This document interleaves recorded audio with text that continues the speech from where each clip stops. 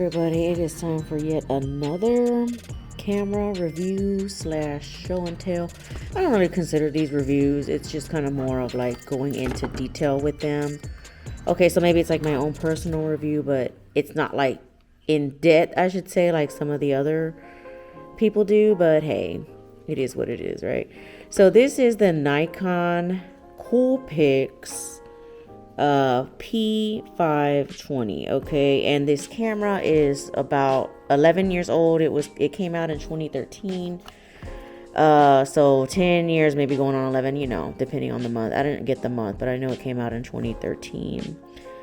And this camera is a beast. I am really surprised with this camera. I bought it off of eBay for about 180, I want to say. It's the older model, obviously, of its predecessors, and the most current model, I believe, is the Nikon Coolpix p900, or it might be the 950. I want to say maybe it's a 950. I'm not sure. I gotta check that. Sorry, guys, but I know it's p900-ish, 900 or 950. That's the most newest one. This one has a optical zoom of 42 times, so the zoom is fantastic. And in the beginning of the video, I'm sure you saw some of the pictures it took, and some of that was with zoom. I will actually also give y'all a example of the zoom with the video, so y'all can really just see the full effect of it. But let's just kind of go ahead and get into the menu and obviously the settings here. So okay, so here we're going to talk about the different modes and all the special features that this camera comes with. So again, of course, usually on the top you have your mode selection. You have your automatic camera mode right here, which is the green dial. Your program, which is, for your camera enthusiasts out there, you can set your camera up to different modes, or program it a certain way, to your liking. So basically any button you pick or choose, you can pick that and change it to go to a certain, area of the camera. Shutter, obviously, it's shutter priority, so it's going to take care of everything else, but you set your shutter speed to how you want it, which again is used by this dial here. You have a little dial right there, and you can see the camera changing the shutter speed. So it lets you play with the shutter speed, and everything else will be taken care of, such as aperture and focus. Same thing for aperture priority. You can, change your aperture here, which is actually this mode instead. So it's this little dial button right here. Manual mode, again, that's just when you want to pretty much do everything manually, up to your aperture, your shutter, your white balance, all of that. So your focus, it's going to do everything manually for you. So you will pick that option. User mode, I'm not really too much on that. I think that's just kind of, again, picking your user settings as to how you want them to flow. What I really liked about this camera too is the effects. So I'm going to go in here. So I hit the effects button right here. I'll click go to the effects area right here. And this is going to open up a whole array of things. So you go to your menu, all right, and you go to your special effects here. So as you can see, you can do soft, nostalgic, sepia, high contrast, high key, low key, selective color, high ISO monochrome, silhouette, cross process. So it's got a lot of things that you could use, which I am pretty ecstatic about that. I'm like, all right. Also here you can choose your it basically chooses your backlight. So if it's like sunny or dark, it'll brighten it up for you. You can raise the flash with it because it requires that. Landscape, when you're shooting a landscape, and night landscape mode. And then you have your scene, which is a whole big list of that. I was really excited when I saw that. So again, you're going to go to menu, and let's go all the way. See, of course, you'll go to your scene auto selector when it'll just automatically choose where you're at, like if you're at the beach or outside or sports. But if you really want to get technical in it, you can go, let's go all the way over here. So scene auto selector, again, portrait mode, you got your portrait mode, you got your sports mode, your night portrait, your party indoor. So if you're having a party indoor, you have a beach, you can shoot if you're in the snow, sunset, dusk, dawn, a close-up, which you can choose a different array of things here. Oops, I actually just chose that, but we'll go back in there. If you're photographing food, you could do food. You got a museum, a fireworks show, which I have yet to try that out. Black and white copy, panorama view. You even have your pet portrait, 3D photography. Now this one is tricky. I did try it and I don't think I did it right, but you have the option to make a 3D picture. Kind of like what your iPhone does or Android does, but this actually has the option to do that. Your image quality, of course, you can choose fine or normal. Image size, again, you have all of these image sizes you can choose from, which I think is really great because it gives you a lot of options. So that's for your mode here. That's your dial mode in a nutshell, basically. Again, you have your FN button right here, your zoom toggle right here. If you'll notice that it says GPS, this actually has a GPS on it, which you can see it right there. And what that means is that it will record and video shoot, or video shoot and take your pictures, and it's gonna geographically tag your location where you're at. So it will read the GPS. I think that means that it's not reading right now, but when it's green, basically it's going to record like where you're at. So like say if you go here menu, and let's go to, well yeah, here, let's pick all this here. So your GPS option is right there. So then you go here, GPS options, record GPS data. Yes, you want that.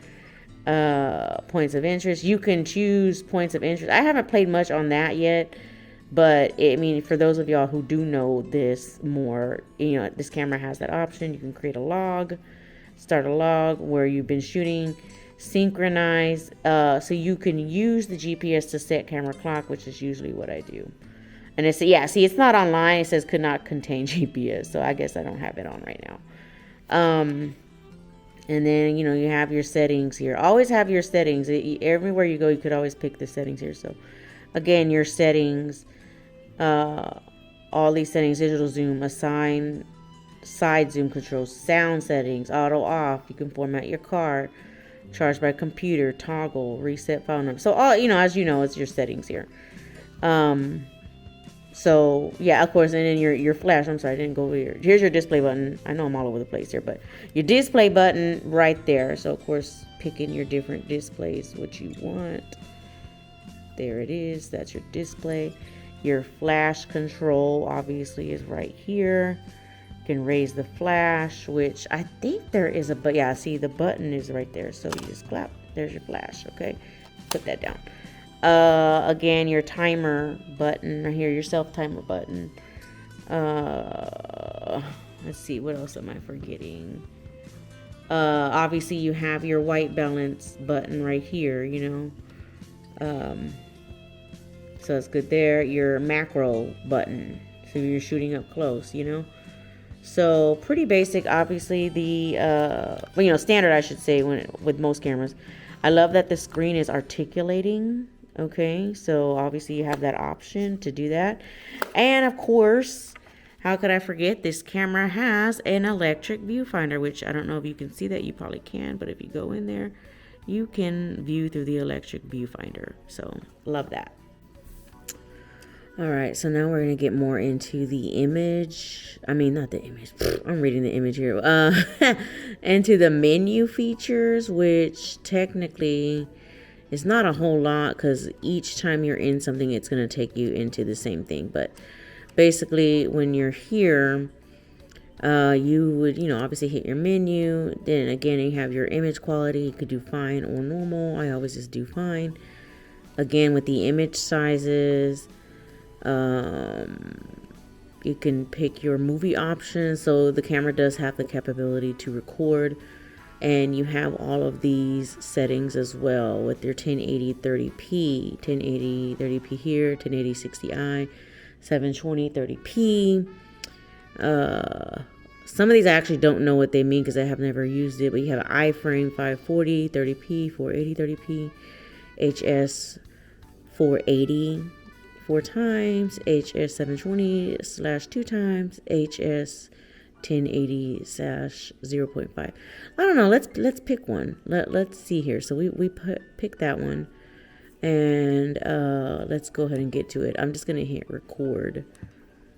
All right. So we're gonna record it. It is recording.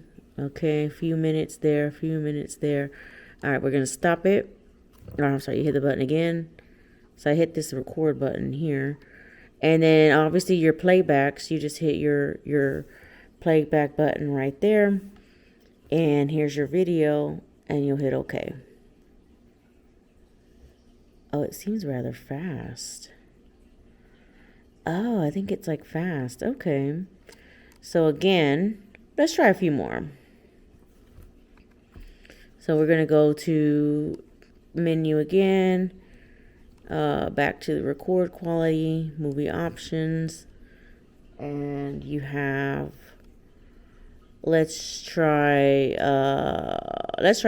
480 4 times. Okay, so we have that. Again, I'm gonna recording, right?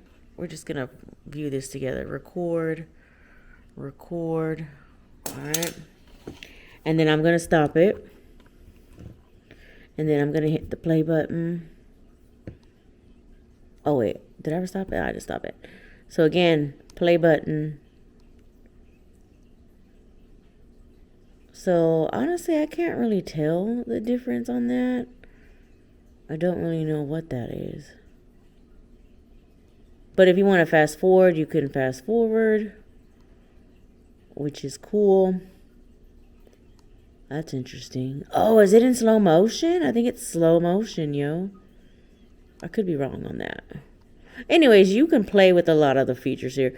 Another cool thing I like about this is, say, for example, you got that one. Let's go to the other one, right? Play. Oops. Like it's this one. You can hit OK. And then you can pause it, right? So we paused it. I paused it. You have your play options, obviously your, oops, pause it again. See right here, I don't know if y'all could see that. There's a cut. Obviously you can trim it. You can trim the video wherever you want, which is cool. Go back, yes, right? Here, you could also take a screenshot from the video. So say you want to have a still frame from the video, you just click that and do it, and it'll take a picture from the video. You know what I'm saying? So you just pick where you want the video to be, the still frame at, and then you pause it and you do it, and then it saves it for you. So I think that's really awesome in a camera. Like I said, this camera has a lot of great features that I just really enjoy. And again, here, we're going to go into that zoom. So I don't know if y'all could see. No, you know what? It's better to do it justice on a video, and I will show y'all that. But that's really it, honestly, guys. I mean, again, this camera has so many features. I kind of just scratched the surface. I didn't go all in detail because that would take a while. I mean, the manual itself on this camera is extremely long. But the pictures also came out great. So I am going to show y'all the video, and as I stated, you guys will see more pictures. I know y'all guys saw some pictures in the beginning, and that's what this is. That's all from this camera. So thanks guys for watching, and I certainly hope y'all enjoyed this little camera review. See y'all later. Okay, we are recording video. We're gonna go into the zoom option.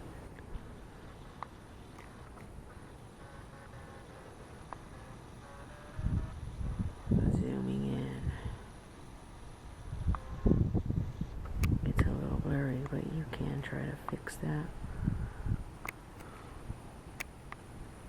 Maybe, maybe not.